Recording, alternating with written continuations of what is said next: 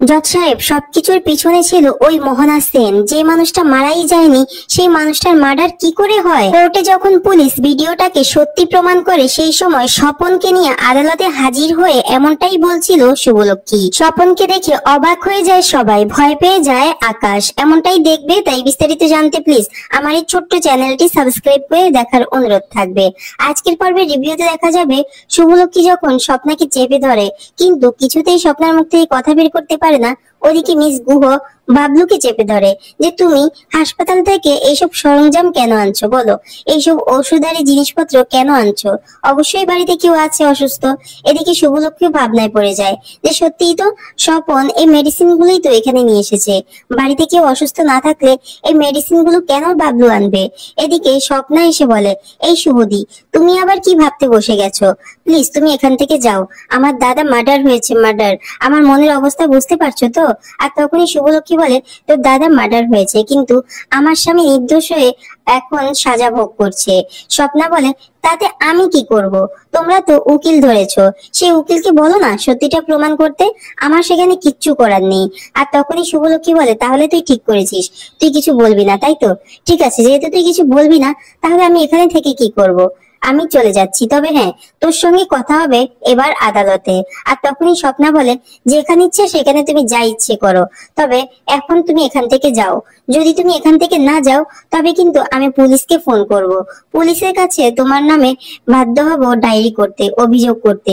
যা শুনে শুভলক্ষ্মী বলে, না, এখন এখান থেকে যেতে হবে আর লুকিয়ে সবটা দেখতে হবে। এই বলে শুভলক্ষ্মী চলে যেতে লাগে। এদিকে মিস গুহ বলে, আপনি যে কাজটা করলেন না সেটা একদম ঠিক করলেন না। আপনার সঙ্গে কথা হবে এবার ডাইরেক্ট কোর্টে। যা শুনে ভয় পেয়ে যায় স্বপ্না। ওদিকে ইনজেকশনের ব্যবস্থা করে আকাশ। আকাশ ইনজেকশনের ব্যবস্থা করে তার মার হাতে ইনজেকশনটা তুলে দিয়ে বলে, এই ইনজেকশনটা তুমি রাত 2টো বাজে মোহনাকে দিবে, না হলে কিন্তু ও জেগে যাবে। ওকে কোনোভাবে জাগিয়ে রাখা যাবে না। আকাশের মা বলে, হ্যাঁ রে, আমরা কিছু ভুল করছি না তো? আকাশ বলে, না মা, আমরা কিছু ভুল করছি না। তুমি কি ভুলে গেছো 6 বছর আগে সেই ঘটনা? ভুলে গেছো 6 বছর আগে কি কি হয়েছিল? আমি চাই না আবারও সেই ঘটনা পুনরাবৃত্তি হোক। সেই জন্য মোহনাকে ঘুম পাড়াতে হবে। আর তখনই আকাশের মা বলে, সে কথা আবার মনে নেই? সেই কথা মনে পড়লেই তো বুকটা কেঁপে ওঠে। এদিকে মিস গুহ শুভলক্ষ্মীকে বলে, এটা আপনি কি করলেন মিসেস রয়? আপনি দেখলেন না কেন ওই ঘরের ভিতরে কে রয়েছে? আমার মনে হচ্ছে ওই ঘরটার ভিতরে কেউ রয়েছে। আপনি মেয়েটাকে এমনি এমনি ছেড়ে দিলেন কেন? আর তখনই শিবন্তিনী ফোন করে শুভকে, বলে বাড়ি আয়। শুভ বলে, না মা, আমি বাড়ি আসতে পারবো না। আমাকে যে আমার আদিকে বাঁচাতে হবে, আদির বিরুদ্ধে প্রমাণ জোগাড় করতে হবে।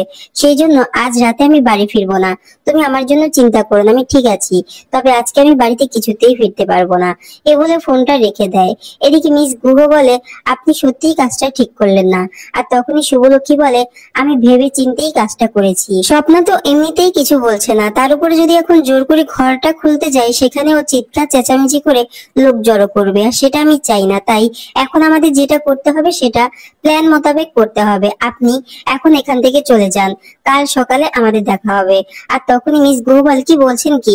আমি এখান থেকে চলে যাব? না না, আমি আপনাকে কথা দিয়েছি এই কেসটায় আমি আপনার সাথে থাকবো, আমি আপনাকে বিপদে পড়তে দিব না। শুভলক্ষ্মী বলে, আপনাকে যে যেতেই হবে, এর থেকেও বড় কাজ কাল আপনাকে করতে হবে। যা শুনে চমকে ওঠে মিস গুহ। এদিকে আকাশের মা বলে, আমি বুঝতে পারছি না কি হচ্ছে। 6 বছর আগের ঘটনা মনে পড়লেই না কেমন জানি বুকটা কেঁপে ওঠে। মনে হচ্ছে আবার যেন সেই পুরনো ঘটনা আবৃত্তি হতে চলছে, আর সেই ছেলেটিও যেন ফিরে আসছে। এই কথা শুনে আকাশ বলে, চিন্তা করো না মা, সবকিছু ঠিক হয়ে যাবে। আকাশের মা বলে, কি করে ঠিক হবে? 6 বছর আগে মোহনা যে পাগলামো করেছে সেই ছেলেটার জীবনটা একদম শেষ করে দিয়েছে। ভাগ্যিস ছেলেটা পালিয়ে গেছে, সেই জন্য মোহনাকে সুস্থ করে তুলতে পেরেছি। কিন্তু এখন কি করবি আকাশ? আকাশ বলে, এখনো সেই কাজটি করব যে কাজটি 6 বছর আগে হয়েছিল। যেমন ছেলেটি পালিয়ে গিয়েছে, এখন আরজিৎকে সরিয়ে দিব। আরজিৎকে সরিয়ে দিলেই মোহনা আবারও ঠিক হয়ে যাবে। ওদিকে দেখা যাবে মিস গুহ কিছুতেই বাড়িতে যেতে চায় না, বলে আমাকে কাল কি করতে হবে? শুভলক্ষ্মী বলে, আপনাকে কাল এই কেসটা লড়তে হবে।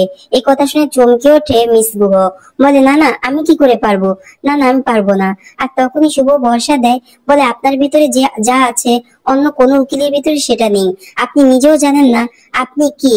আপনি একজন অপরিচিত মানুষের সঙ্গে থেকে তাকে কত বড় সাহায্য করেছেন। তাই এই কেসটা আপনিই লড়বেন। আমি জানি আপনি পারবেন। ওদিকে আকাশ বলে, মা তোমাকে যেটা বলেছি সেটাই করো, আমাদের কাছে আর কোনো উপায় নেই। আদ্রিতকেই সরিয়ে দিতে হবে। আদ্রিতকে সরিয়ে দিলেই কিন্তু মোহনা সুস্থ হয়ে যাবে আগের মতো। আর আমি সেটাই চাই। আমার বোনের কোনো ক্ষতি আমি হতে দেব না। ঠিক 2টো বাজে তুমি ইনজেকশনটা দিয়ে দেবে। আর এই ইনজেকশনে মোহনা পরের দিন 2টো পর্যন্ত ঘুমোবে। সেই পর্যন্ত কেসটা মিটমাট হয়ে যাবে। শুধুমাত্র কালকের দিনটা কেটে গেলেই সবকিছু ঠিক হয়ে যাবে। এদিকে মিস গুহু বলে, সত্যি আপনি আমাকে যেভাবে ভরসা দিলেন, এর আগে কেউ কখনো এভাবে আমাকে ভরসা দেয়নি। সত্যি আপনার কাছে এলেই না অন্যরকম একটা সাহস বেড়ে যায়। শুভ বলে, এখন আপনাকে আমি যে প্ল্যানটা বলছি আপনাকে সেই প্ল্যান মোতাবেক কাজ করতে হবে। ওদিকে দেখা যাবে মোহনার মা সেই ইনজেকশনটা নিয়ে মোহনার দিকে এগিয়ে যায় আর বলে, আমাকে ক্ষমা করে দিস রে মা, তোকে ইনজেকশনটা দিতেই হবে।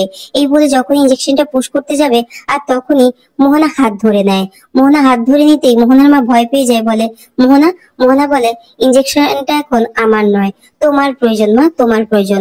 এই বলে অনেক জোরে ইনজেকশনটা গেঁথে দেয় মোহনা তার মায়ের শরীরে। বলে, এখন আমি ঘুমাবো না, তুমি ঘুমাবে। আমি ঘুমালে কি করে চলবে বলো তো? আমাকে যে আজকে অনেক বড় একটা কাজ করতে হবে। তাই তুমি এখন ঘুমাও, কাল দুপুরের আগে তোমার ঘুম ভাঙবে না। আমাকে আমার কাজটা করতে যেতে হবে মা। এই বলে মোহনা সেই পোশাকটা পরে বাড়ি থেকে বের হয়ে পড়ে। ওদিকে শুভলক্ষ্মী মিস গুহকে বুঝিয়ে দিয়ে পাঠিয়ে দেয়। সকাল হলে কোর্টে লড়তে হবে মিস গুহকে। এদিকে শুভলক্ষ্মী রাতভর এখানে পাহারা দিতে থাকে, কিন্তু সেই ঘর থেকে কেউ বের হচ্ছে না দেখে শুভলক্ষ্মী প্রার্থনা করছে যেন কিছু একটা প্রমাণ পেয়ে যায়। এদিকে মোহনাও চলে আসে। মোহনা এসে সেখানে শুভলক্ষ্মীকে দেখে চমকে ওঠে। বলে, শুভলক্ষ্মী এখানে? শুভলক্ষ্মী এখানে কি করে এলো? এত কিছু শুভলক্ষ্মী কি করে জানলো? না না, শুভলক্ষ্মীকে এত কিছু জানতে দিলে চলবে না। কিছু একটা করতে হবে। শুভলক্ষ্মীকে সরিয়ে দিতে হবে। অন্যদিকে দেখা যাবে সকাল হতে আদ্রিতের কেসের কার্যক্রম শুরু হয়ে যায়। এদিকে আদ্রিত কোর্টে ঢুকে বলে, কি ব্যাপার, আমার কেস শুরু হয়ে গেছে, আমার শুভ এখনো আসেনি, আমার শুভ কোথায়? আমি কি তবে মুক্তি পাবো না? এই বলে তার বাবাকে ধরে কাঁদতে থাকে। এদিকে আকাশ তার উকিলকে বলে, সবকিছু ঠিক আছে তো? মিস্টার সেনগুপ্ত বলে, চিন্তা করবেন না, সবকিছু ঠিক আছে। আজকে আদ্রিত রয় কিছুতেই ছাড়া পাবে না। এদিকে মিস গুহ রাতের কথাগুলো ভাবছিল যে শুভলক্ষ্মী অনেক ভরসা করেছিল, সেই ভরসার মান রাখতে হবে মিস গুহকে। এই কেসটা আজকে মিস গুহকে লড়তে হবে। ওদিকে কোর্টের কার্যক্রম শুরু হয়ে যায়। আর তখনই মিস গুহ দাঁড়িয়ে বলে, আজকে মিস্টার সেনগুপ্ত নয়, এই কেসটা লড়বো আমি। যা শুনে চমকে ওঠে মিস্টার সেনগুপ্ত। বলে, এই মেয়েটা হঠাৎ করে এরকম কেন করছে? এদিকে বিপক্ষের উকিল দাঁড়িয়ে বলে, উনি দাঁড়িয়ে যে কোনো লাভ নেই সেটা হয়তো বা উনি জানেন না। ওই ভিডিওটা সত্যি, সেটাই পুলিশ এখন প্রমাণ করবে। এরপর মিস গুহ সেই ভিডিওটাকে কোনো না কোনোভাবে মিথ্যে প্রমাণ করার চেষ্টা করে, কিন্তু আকাশের ষড়যন্ত্রের কাছে হেরে যায় মিস গুহ। ভিডিওটাকে সত্যি প্রমাণ করে। আর সেই ভিডিওটা দেখে জজ সাহেব রায় দিবে। আর সেই সময় শুভলক্ষ্মী এসে বলে, দাঁড়ান জজ সাহেব, এখনো তো একজন সাক্ষী বাকি আছে। এই কথা বলে শুভলক্ষ্মী স্বপনকে নিয়ে আদালতে উপস্থিত হয়। স্বপনকে দেখে তো আদালতে থাকা সবাই চমকে ওঠে আর ভয় পেয়ে যায় আকাশ। এদিকে শুভলক্ষ্মী জজ সাহেবের সামনে দাঁড়িয়ে বলে, যে মানুষটা বেঁচে আছে তার মার্ডার হয় কি করে জজ সাহেব? এই সবকিছুর পিছনে আকাশ সেন আর মোহনা সেন রয়েছে। যা শুনে চমকে ওঠে জজ সাহেব। তো বন্ধুরা, আজকের এই ইন্টারেস্টিং পর্বটি কেমন লাগলো তোমাদের কাছে অবশ্যই কমেন্ট করে জানাবে। পরবর্তী পর্বগুলো আমাদের এই ছোট্ট চ্যানেলটিতে পেতে চ্যানেলটি সাবস্ক্রাইব করে পাশে থাকবে। ধন্যবাদ।